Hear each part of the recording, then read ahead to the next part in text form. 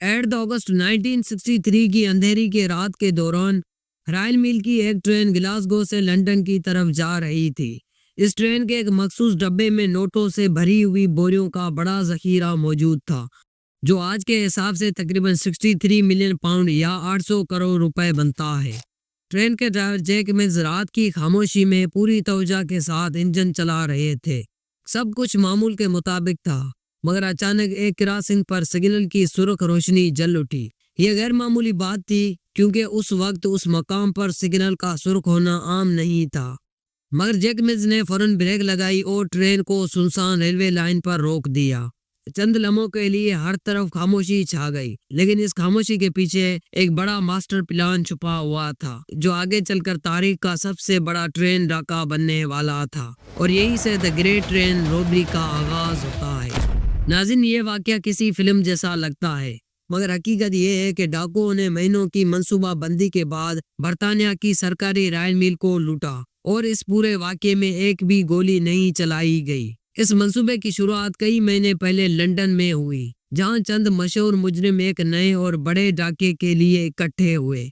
उन सब की क़यादत ब्रूस लेनोल्ड्स कर रहा था, जो इस पूरे मंसूबे का मास्टरमाइंड था। ब्रूस लेनोल्ड्स के पास रॉयल मील से मुतल्लिक कुछ खुफिया मालूमात थी, जो उसे रॉयल मील के एक सीनियर सिक्योरिटी ऑफिसर से मिली थी। उस ऑफिसर की शनाख्त आज तक सामने नहीं आ सकी। उन्हीं मालूमात के मुताबिक इस खतरनाक मंसूबे की तैयारी की गई। उन मालूमात के मुताबिक ग्लासगो से लंदन जाने वाली ट्रेन में एक खास डब्बा शामिल होता है, जिसे हाई वैल्यू पैकेज या HPV कहा जाता था। आम दिनों में इस डब्बे में तकरीबन 3 लाख पाउंड होते हैं, लेकिन ब्रूस और उसके साथियों को ट्रेन लूटने का कोई तजुर्बा नहीं था, लिहाजा उन्होंने लंदन के एक और मशहूर गैंग साउथ कोस्ट रेडर्स को भी अपने मंसूबे में शामिल किया। और आहिस्ता आहिस्ता ये ग्रुप बढ़ता गया और आखिरकार 15 से ज्यादा लोग इस मिशन का हिस्सा बन गए। उन सब का मकसद सिर्फ एक ही था कि बगैर गोली चलाए सरकारी ट्रेन को लूटना।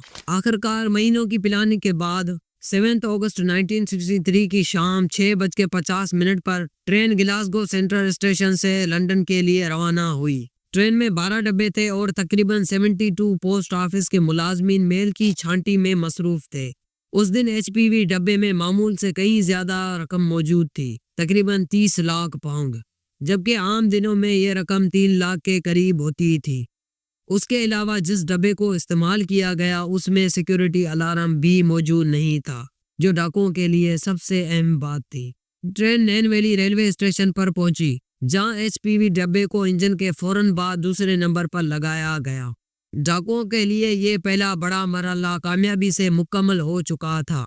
रात के तकरीबन 3 बजे डाकुओं ने सीरियस क्रॉसिंग के सिग्नल में छेड़छाड़ की, ग्रीन लाइट को छुपा लिया और रेड लाइट ऑन कर दी। जैसे ही ट्रेन रुकी, असिस्टेंट ड्राइवर नीचे उतरा, लेकिन लाइन कटी हुई थी, जो डाकुओं के प्लान का हिस्सा था।